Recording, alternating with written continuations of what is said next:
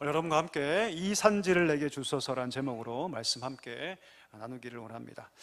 여러분, Facing the Giants라는 영화가 있습니다. 한번 띄워주시죠. 이 포스터인데요. Facing the Giants, 이 영화가 한국에서 개봉될 때는 믿음의 승부라는 제목으로 이 영화가 개봉이 됐습니다. 내려주시고요. 이 영화가 굉장히 독특한데요, 보통 영화를 어디서 만듭니까? 영화사에서 만들죠. 헐리우드 같은 영화사에서 만드는데, 이 영화를 만든 데는요, 영화사가 아니라 교회에서 만들었습니다. 셔우드 교회라는 조지아주에 있는 아주 작은 시골 마을에서 고작해야 1만 달러를 가지고 이 영화를 만들거든요. 근데 이 영화가 입소문이 나서 56개국에 상영이 됩니다. 그리고 이 영화를 통해서 벌어들인 수익금이 얼마냐면 3천만 달러. 그러니까 3,000배 수익을 올린 영화인 거죠. 이 영화가 독특한 것은, 이 영화가 여러분 실화를 바탕으로 만든 영화이기 때문입니다. 샤일로 고등학교의 풋볼팀 이야기거든요. 이 풋볼팀은 여러분 만년 꼴찌팀입니다. 아무리 해도 승리하지 못했던 꼴찌팀, 패배가 익숙했던 그런 팀이었는데, 이 영화의 원제목이 아까 보았듯이 Facing the Giant입니다. 이게 무슨 말입니까? 거인과 맞닥뜨리기, 거인 앞에 서기, 뭐 이런 것이거든요. 자, 그럼 여러분, 만년 꼴찌팀이 맞닥뜨려 했던 그 거인이 과연 무엇일까요? 그들이 싸워야 했던 이 거인은 무엇이냐면 그들 마음속에 있는 패배감이었습니다. 패배감. 그리고 그 패배감 때문에 가지게 된 낮은 자존감. 우리는 아무리 해도 안 돼. 우리 아무리 해도 안 돼. 우리가 날마다 연습하고 있지만 이 연습 한들 무슨 소용이 있겠어라고 생각하는 패배감. 그리고 낮은 자존감. 영화를 보면 변호가 시작되는데요, 어떻게 시작되냐면 감독이 한 명 있습니다. 감독이 한 명 있는데, 이 감독이 지면 늘 누구 탓을 하냐면 선수 탓을 하는 거예요. 내가 못해서 진 게 아니라 누가 못했다? 선수가 못했다. 니들이 못하니까 우리가 지는 거지라고 늘 선수들에게 화를 내요. 그런데 어느 날 자신도 위기를 겪습니다. 어떤 위기입니까? 경질 위기를 겪게 돼요. 그리고 낭떠러지 앞에 섭니다. 그때 그가 한 가지 결심을 합니다. 어떤 결심이냐면, 내가 앞으로 하나님의 영광을 위해서 한번 뛰어보자. 내가 지금껏 모든 경기를 내 명예, 내 욕심, 내 위상 이런 것 때문에 뛰었는데, 내가 앞으로 모든 경기를 하나님의 영광을 위해 한번 뛰어보자 라고 마음으로 결정합니다. 그리고 자기의 마인드를 모든 선수와 함께 나눠요.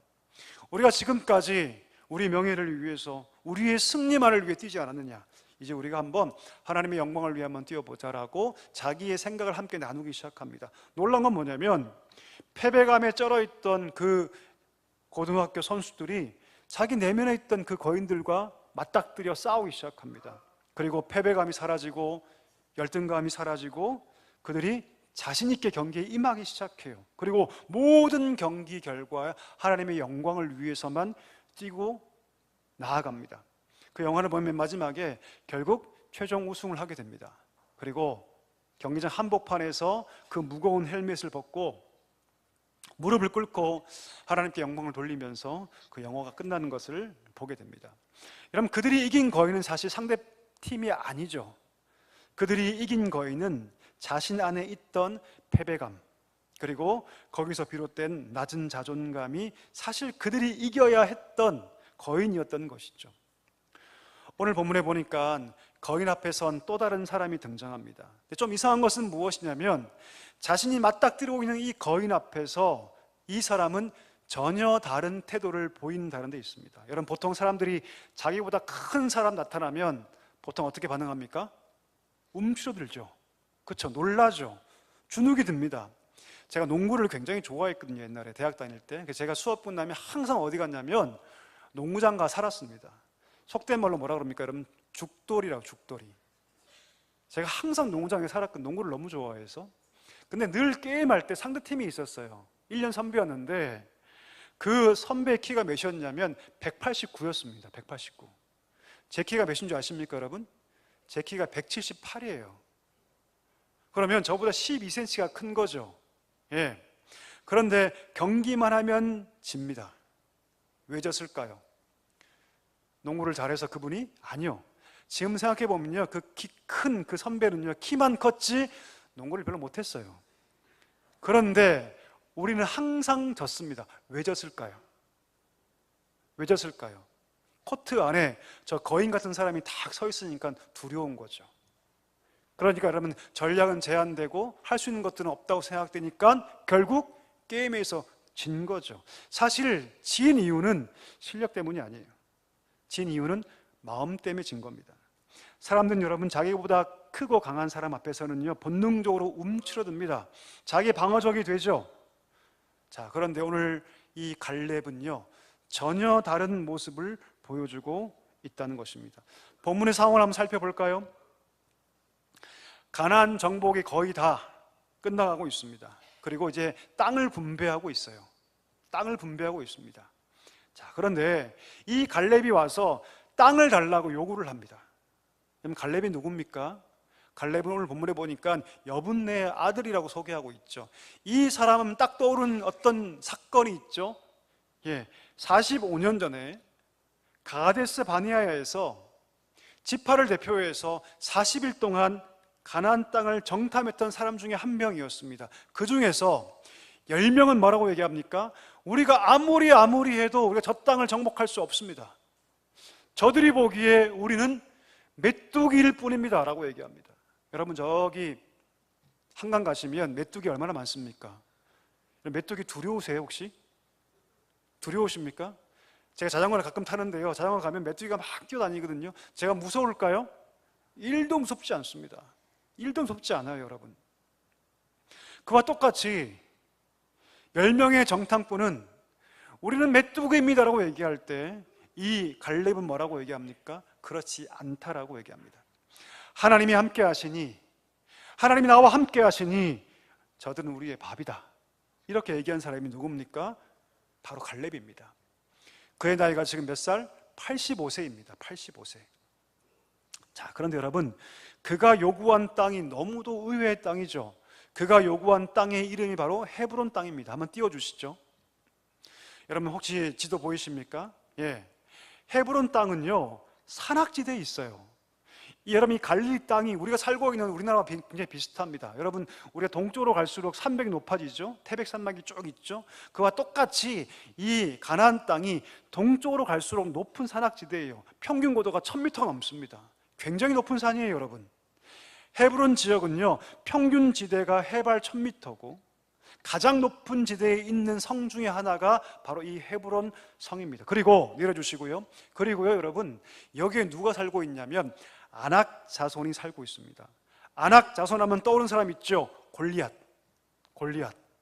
그러니까 여러분, 키가 3m 가까이 되는 사람들이 살고 있는 도시가 바로 이 헤브론이었습니다. 오늘 본문에 보니까 기럇 아르바라고 나오죠. 기럇 아르바. 이 원래 성읍의 이름이거든요.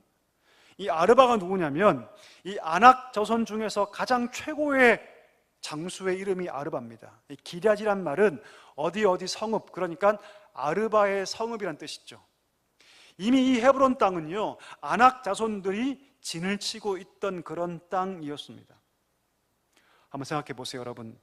어느 지파 누구보다 이 갈렙은 좋은 땅을 구할 수 있었습니다. 왜냐하면 갈렙은 여호수아와 동급의 인물이었고, 신앙적으로나 그가 국가적으로 싸웠던 공으로 볼 때도 가장 금사라기 땅, 강남 땅을 요구할 수 있었습니다.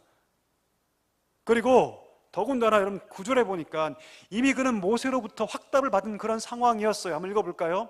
9절입니다 같이 읽겠습니다. 시작. 그날에 모세가 맹세하여 이르되 내가 내 하나님 여호와께 충성하였은즉 내 발로 밟는 땅은 영원히 너와 내 자손의 기업이 되리라 하였나이다. 이미 모세가 약속했습니다. 네가 어떤 땅을 밟든지 그 땅 내가 다 주겠다. 자, 그런데 갈렙은요, 아무도 가지 않는 땅을 가려고 합니다. 거인족이 살고 있는 헤브론 땅을 달라고 그가 구하고 있죠. 여러분, 정복된 땅이 아닙니다. 평안한 땅이 아니죠. 가서 정복해야 할 땅입니다. 거인족과 사투를 벌이며 내 목숨을 내어놓고 쟁취해야 할 땅이 바로 이 헤브론 땅이었다는 것이죠. 더군다나 지금 그의 나이가 몇 살입니까? 몇 살입니까? 45세요? 85세요. 85세. 85세면 내가 무언가를 새롭게 시작할 나이가 아니죠. 성취할 나이가 아닙니다. 85세면 내가 지금껏 이루어왔던 모든 것들을 편안하게 누리고 즐기는 나이입니다. 누가 85세에 자기의 목숨을 걸고 이 위험한 일을 할 수 있을까요? 가장 힘든 일을. 아마도 사람들이 그를 뜯어 말렸을 겁니다. 아니, 왜 그렇게 하십니까? 당신 정도라면 가장 좋은 땅을 얻어 살 수 있는데 왜 그렇게 하십니까? 편히 쉬십시오라고 아마 얘기했을 것입니다. 아마 가족들도 난리가 났을 거예요. 왜 그러시냐고. 아니, 그럴 만한 자격이 충분하고 말 한마디면 가장 좋은 땅을 얻을 수 있는데 왜 그렇게 하시냐고, 왜 우리를 위험하게 하냐고 그렇게 분명히 얘기했을 것이 분명합니다. 하지만 갈렙은 단호하죠. 그런 가장 험한 성읍, 아무도 가지 않으려고 하는 성읍, 거인족이 살고 있던 헤브론 성읍을 그는 구했던 것입니다. 자, 그럼 여러분, 왜 갈렙은요 이런 결정을 내릴 수 있었을까요? 어떤 마음이 있었길래 그는 facing the giants, 어떻게 이런 마음을 가지고 결정할 수 있었을까요? 오늘 본문에 보면 그의 고백이 등장하는데요, 그 고백 속에서 우리가 답을 볼 수 있습니다. 우리 말씀 한번 읽어볼까요? 10절부터 12절까지 말씀인데요, 좀 길지만 읽어보겠습니다. 시작. 이제 보소서, 여호와께서 이 말씀을 모세에게 이르신 때로부터 이스라엘이 광야에서 방황한 이 45년 동안을 여호와께서 말씀하신 대로 나를 생존하게 하셨나이다. 오늘 내가 85세로 돼 모세가 나를 보내는 날과 같이 오늘도 내가 여전히 강건하니 내 힘이 그때나 지금이나 같아서 싸움에나 출입에 감당할 수 있으니 그날에 여호와께서 말씀하신 이 산지를 지금 내게 주소서. 당신도 그날에 들으셨거니와 그곳에는 아낙 사람이 있고 그 성읍들은 크고 견고할지라도 여호와께서 나와 함께 하시면 내가 여호와께서 말씀하신 대로 그들을 쫓아내리이다 하니. 할렐루야. 그가 지금 뭐라고 얘기합니까? 첫 번째, 40년 전에 광야에서 내가 살 때부터 지금 가나안 정복 전쟁이 거의 끝나갈 지금까지 나를 생존하신 이가 누구시다? 하나님이시다. 내가 뭔가 대단하기 때문이 아니라, 내가 뛰어난 생존 능력이기 때문이 아니라 그 모든 것은 다 하나님의 은혜였다. 이게 첫 번째 고백이었습니다. 두 번째는 뭡니까? 하나님께서 나를 생존케만 한 것이 아니라 그 어느 청룡과 비교해도 떨어지지 않을 힘을 여전히 지금 나에게 허락하셨다. 그리고 거기에는 분명한 뜻이 있다. 분명한 뜻이 있다. 마지막 세 번째, 숱한 정복 전쟁을 승리한 것은 하나님의 은혜 때문이었다면, 하나님이 함께 하셨기 때문이었다면, 그 함께 하신 하나님이 지금도 동일하게 나와 함께 하고 계시니, 그 성이 헤브론 성이라 할지라도, 거기에 아낙 자손이 있다 할지라도 나는 그들을 쫓아낼 수 있다. 할렐루야. 이것이 그의 믿음이었던 것이죠. 여러분, 갈렙은요 지금 영적인 열망으로 불타오르고 있습니다. 거룩한 열망이죠. 거룩한 열망. 지금까지 나를 통해 일하신 그 하나님이, 나는 비록 늙었고 나는 비록 85세지만 그러나 나를 통해서 하나님께서 더 놀라운 역사와 기적을 일으킬 것이다라는 거룩한 기대감이 그 마음 가운데 있었다는 것이죠. 여러분, 2002년도에 우리가 월드컵 우리나라에서 개최했었죠. 우리가 어디까지 올라갔습니까? 어디까지 갔습니까? 4강까지 갔습니다. 8강일 때 그때 감독이 어떤 히딩크 이런 말을 하죠. 나는 아직 목마르다, 이런 말을 하지 않습니까? 딱 지금 그 얘기를 하고 있는 것이죠. 나는 비록 85세이지만 남들은 나를 그냥 가장 좋은 곳에서 정착하여 쉬라고 얘기하지만 여지껏 나를 생존하게 하시고 나에게 청년의 힘을 잃지 않게 하신 하나님, 여전히 힘을 잃지 않게 하신 이유가 있다. 뜻이 분명히 있다. 비록 가나안 땅은 거의 정복 다 되어가고 있고 그렇지만 여전히 정복할 땅이 남아있고 아무도 가지 않으려 하는 저 땅, 저 헤브론 땅, 아낙 자손의 그 땅, 믿음으로 나는 정복할 수 있다. 하나님이 함께 하시기 때문이다. 이것이 여러분 갈렙의 마음이었다는 것이죠. 여러분, 이 고백 속에서 85세 할아버지의 느낌이 납니까? 안 납니까? 안 나요. 나지 않습니다. 오히려 피 끓는, 어느 누구보다 피 끓는 청년의 우렁찬 기백 소리가 여러분 들리지 않습니까? 어떠십니까? 여러분, 사무엘 울만이란 시인이 쓴 시가 하나 있는데요, 그의 나이 75세에 인생이 거의 저물어 갈 때 그가 청춘이라는 시를 씁니다. 제가 읽어볼 텐데 한번 잘 눈으로 따라와 주시면 좋겠습니다. 제가 읽어보겠습니다. 젊음은 인생의 시기가 아니라 마음의 상태이다. 그것은 장밋빛 볼과 붉은 입술과 유연한 무릎의 문제가 아니라 의지와 탁월한 상상력과 활력에 찬 감정이 있느냐의 문제이다.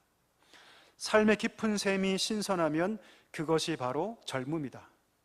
젊음이란 기질이 소심하기보다 용기에 넘치고 수월함을 좋아하기보다 모험의 욕구가 강한 것, 이것은 때로 20살의 청년보다 60의 노인에게도 있는 법이다.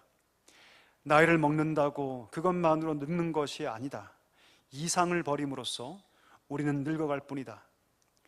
세월은 살결을 주름지게 할지 모르나 열정을 포기하면 정신의 주름이 생긴다. 걱정, 두려움, 자기 불신이 심장을 꺾고 정신을 흙으로 돌아가게 만든다. 너무 좋은 시죠, 여러분. 청춘이란 시입니다. 사무엘 울만의 시죠. 여러분, 진짜 젊음은 우리가 착각하죠. 우리 외모에 있다, 우리 나이에 있다, 우리 겉에 있다라고 생각하지만, 여러분, 진짜 젊음은 사실 우리 겉에 있는 것이 아닙니다. 어디 있습니까? 우리 속에 있습니다. 우리 마음에 있어요. 바꿔 얘기하면 지금 우리가 푸른 청춘의 때를 보낸다 할지라도 그 속에 거룩한 꿈이 없고 그 속에 그저 세상이 요구하는 대로 마치 떠있는 부표처럼 이리 휩쓸리고 저리 휩쓸리고 살아간다면 그는 결코 청춘이라 말할 수 없다라는 것이죠. 반대로 아무리 나이가 많다 할지라도 그 속에 하나님께서 허락하신 거룩한 비전이 그 마음 가운데 있고 오늘도 그 비전과 소명을 위해서 달려가고 있다면 그는 진정한 젊음이다, 진정한 청춘이다 라고 말할 수 있는 것이죠.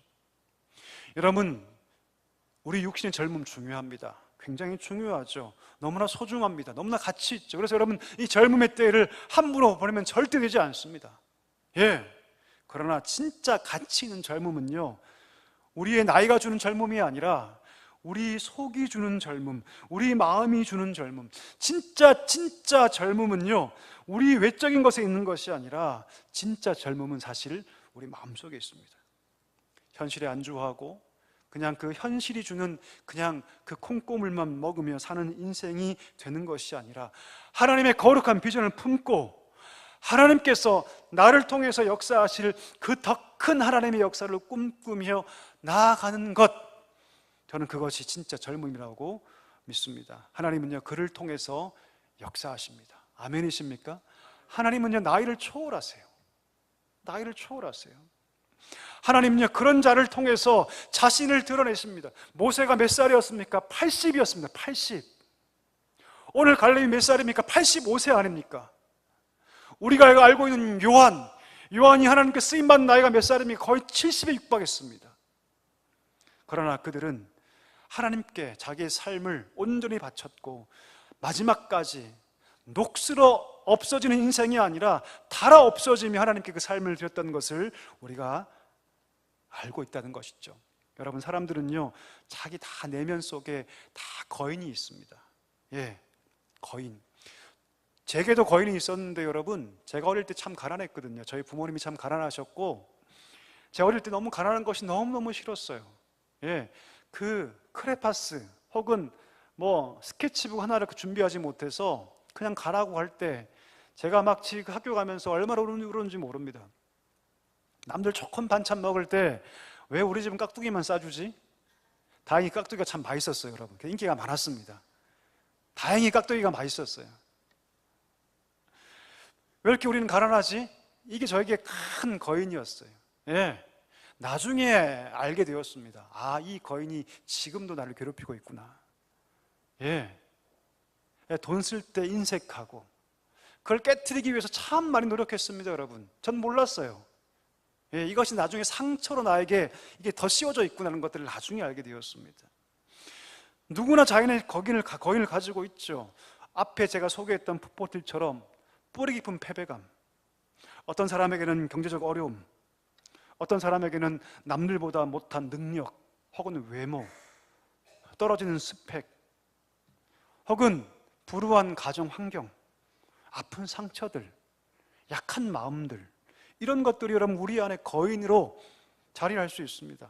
그 종류가 무엇이든 다 거인을 가지고 있어요, 여러분. 거인이 뭡니까? 끊임없이 우리를 두렵게 하고 불안하게 만드는 것, 이것이 거인입니다. 거인의 상태는요 똑같지 않아요. 항상 우리가 약해지면 약해질수록 그 거인은 강해집니다. 나는 보잘것없어, 나는 아무것도 할 수 없어, 나는 그저 그런 인생이야 라고 말할수록 그 거인은 더 커집니다. 어떻게 그 거인을 직면할 수 있을까요? 오늘 갈렙이 여러분 이 거인 앞에 두 눈을 크게 뜨고 담대하게 맞서고 있는데 그것이 어떻게 가능했습니까? 자기의 힘 때문입니까? 아니에요. 그 위대한 용기는 지금까지 나를 이끄신 이가 하나님이시다. 그 광야 때부터 지금까지 그 45년 동안 이끄신 이가 하나님이시다. 오늘도 내게 힘을 남겨두고 계신데 거기에는 분명히 이유가 있다. 내게 남겨주신 물질, 환경, 건강, 이것을 내게 주신 것은 나 한 사람 잘 먹고 잘 살기 위해 주신 것이 아니라 더 큰 하나님의 나라를 꿈꾸라고 주신 것이 분명하다. 이것을 믿을 때 그 마음 가운데 거룩한 용기와 힘이 생기는 줄 믿습니다. 여러분, 우리에게 하나님께서 주신 것이 있죠. 분명히 있습니다. 오늘 갈렙은 자기에게, 85세인 자기에게 여전히 힘이 있다는 것을 깨달았습니다. 그리고 거기에는 반드시 이유가 있다는 것을 알았습니다. 여러분, 지금 우리에게 있는 것은 과연 무엇입니까? 하나님께서 여러분에게 주신 것은 과연 무엇입니까? 무엇이에요, 여러분? 우리는 늘 남과 비교하죠. 남과 비교해서 내 자신을 깎아내립니다. 그리고 스스로 초라하게 만들죠. 나보다 많이 가진 자들과 함께 늘 비교하면서 스스로 없다고 생각하죠. 아닙니다, 여러분. 결코 그렇지 않습니다. 하나님 분명히 주신 것이 있어요. 예, 여러분, 하나님 주신 것이 있습니다. 제게는 하나님 물질 주시지 않았거든요. 근데 주신 것이 있어요. 분명히 있습니다. 여러분도 마찬가지죠. 하나님 주신 것이 있습니다. 갈렙에게 그것은 무엇이었습니까? 힘이었어요. 하나님 주신 것이 있다면 그것이 무엇인가 알아야 합니다. 그것이 무엇인가 알았다면 그것으로 하나님 주신 비전과 소명을 이루어 나아가야 할 줄 믿습니다. 내가 없는 것을 집중하여 사는 것이 아니라 내가 받은 것들에 집중하면서 감사하며 그것을 가지고 주의 나라를 위해서, 그것을 가지고 하나님의 사명을 위해서 달려갈 때 비로소 위대한 승리가 우리 삶 가운데 주어진다는 것을 기억하시기를 간절히 소망합니다. 여러분, Facing the Giants, 이것은 우리 힘으로 할 수 없습니다. 그러나 우리가 하나님 믿을 때, 주께서 주신 그것에 집중할 때 비로소 가능할 줄 믿습니다. 위대한 승리의 삶을 살아가는 우리 모두가 될 수 있기를 간절히 축복합니다.